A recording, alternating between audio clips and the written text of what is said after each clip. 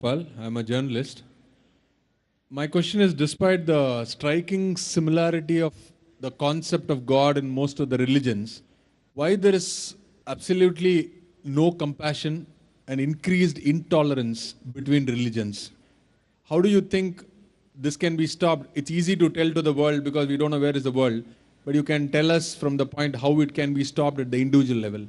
The brother asked a good question. That in spite of the striking resemblance, commonalities, similarities between the various world religions, why is there intolerance towards the different religions? Why? The basic reply, according to me, brother, it is the people who are the religious leaders. Therefore, I say that if you want to understand your religion, go back to your scriptures. But unfortunately, the thekedars of religion, they want to hold their flock together. And they don't want the masses to read the religious scriptures. Because if the masses read the religious scriptures and follow the religious scriptures directly, who will go to them? The best way is go back to your scriptures, understand the scripture, and follow it.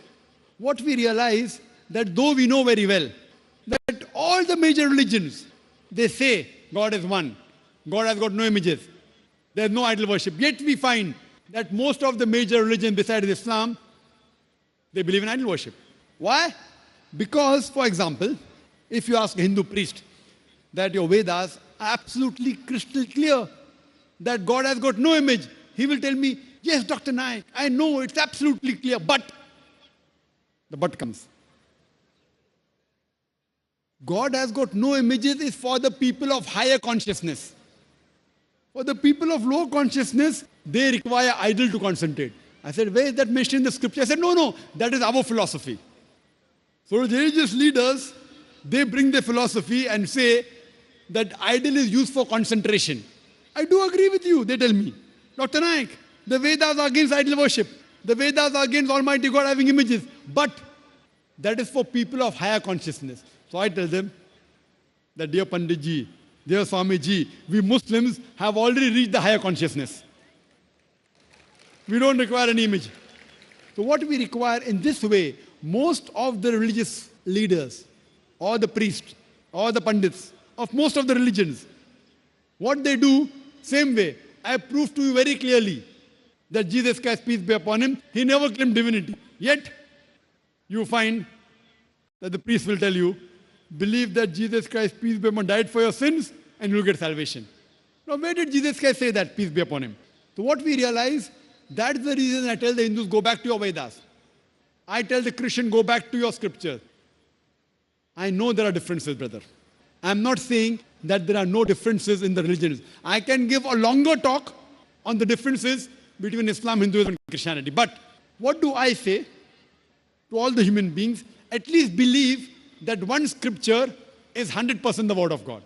Now, most of the human beings won't have a problem accepting that. The Hindu will say, I have got no problem accepting Veda as the word of God. The Christian will say, I have got no problem accepting Bible to be 100% the word of God. The Muslim will say, I have got no problem accepting the Quran to be the word of God. Then I tell, at least let us follow what is common in these scriptures. What is different, we'll discuss it tomorrow. Let us agree to follow what is common. And in my speeches, I try and get the commonalities. And I prove that all the major scriptures, whether it be Hinduism, Christianity, Judaism, Parsiism, Sikhism, Islam, all of them say there is one God. He has got no images. He is not begotten. He has got no parents. Let's worship this one God. All the major scriptures, Judaism, Christianity, Hinduism, Buddhism, Parsiism, they say there is a messenger to come. His name is Prophet Muhammad, peace be upon him. I can give a talk on Muhammad Sallallahu Alaihi Wasallam in the Hindu scriptures. I can give a talk on Muhammad Sallallahu Alaihi Wasallam in the major world religions. So I say at least let us agree there is one God who's not begotten, has got no image, has got no idol. Second point, all the major scriptures say there is a messenger to come. And this final messenger, his name is Prophet Muhammad. It's mentioned in the Bible, in the Gospel of John, chapter number 16, verse number 12 to 14. Jesus Christ, peace be upon him, says, I have many things to say unto you, but ye cannot bear them now. For he, when the Spirit of truth shall come, he shall guide you unto all truth. He shall not speak of himself. All that he hear shall he speak. He shall glorify me. New Testament, talking about Prophet Muhammad, peace be upon him. Old Testament, book of Deuteronomy, chapter number 18, verse number 18 speaks about the coming of Muhammad sallallahu alaihi wasallam. Book of Deuteronomy, chapter number 18, verse number 19 speaks about Muhammad sallallahu alaihi wasallam. In the book of Isaiah, chapter number 29, verse number 12 speaks about the coming of Prophet Muhammad, peace be upon him. Song of Solomon, chapter number 5, verse number 16 in the Old Testament speaks about Prophet Muhammad, peace be upon him. In the New Testament, Gospel of John, chapter number 14, verse number 16. Gospel of John, chapter number 15, verse number 26. Gospel of John, chapter number 16, verse number 7. Gospel of John, chapter number 16, verse number 12 to 14. All these speak about coming of Muhammad sallallahu alaihi wasallam. I can only give references, Hindu scripture. If you read the Hindu scriptures, Bhavishya Purana, Parva 3, Khanda 3, Adhyay 3, Shlokas 5 to 8. Bhavishya Purana, Parva 3, Khanda 3, Adhyay 3, Shlokas 10 to 27 speak about Prophet Muhammad, peace be upon him. Atharva speaks about Prophet Muhammad sallallahu alaihi wasallam. Rigved speaks about Prophet Muhammad sallallahu alaihi wasallam.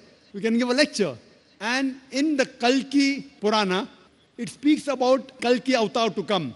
It says that the name of his father will be Vishnu Yas, means the servant of God. In Arabic, Abdullah, which was the name of Prophet Muhammad sallallahu alaihi wasallam's father. His mother's name would be Sumati, which means serenity, calm, peace. In Arabic, it means Amina, which was the name of the mother of Prophet Muhammad, peace be upon him. It's mentioned he will be born on the 12th month of Madhav, the 12th Rabbi Awwal. It's mentioned that he will have 4 companions, talking about the first 4 Khulfa Rashidin. It says he will be born in a city of peace, which is talking about Makkah. It says that he will be born in the chief of the tribe of Makkah. On and on and on, talking about no one but the last and final messenger. So I tell, leave aside the differences. Let us agree on the commonalities in Hinduism, in Christianity, in Judaism, in Parsiism, in Buddhism, in Islam. That is one God. He begets not. He has got no images. Worship him and no one else. The last and final messenger to come is Prophet Muhammad, peace be upon him. So if you agree with these commonalities and you follow his message, all will be united. But the people who are Thekedar of religion, you know Thekedar, means the priest of religion, they don't want to lose their flock. So they prevent the followers to read the scripture. Believe me, I have got no problem with Hindus. They love me, they respect me. Believe me, people normally feel scared to speak about religion. I love it. And believe me, the non-Muslim respect me many a time more than the Muslims. When I walk through the customs, the non-Muslim customer was, Dr. Zakir Naik, जो भी कहेंगे सच के सिवा कुछ नहीं कहेंगे. He will speak the truth, nothing but the truth, as I'm taking oath in the court of law. So what we realize, we speak the truth. So I do agree with you, brother, the difference of intolerance is because of the religious priest, the religious leaders. Therefore, we have to make the scriptures common and come to a common term, and the whole humanity would be one brotherhood. Hope that answers the question, brother.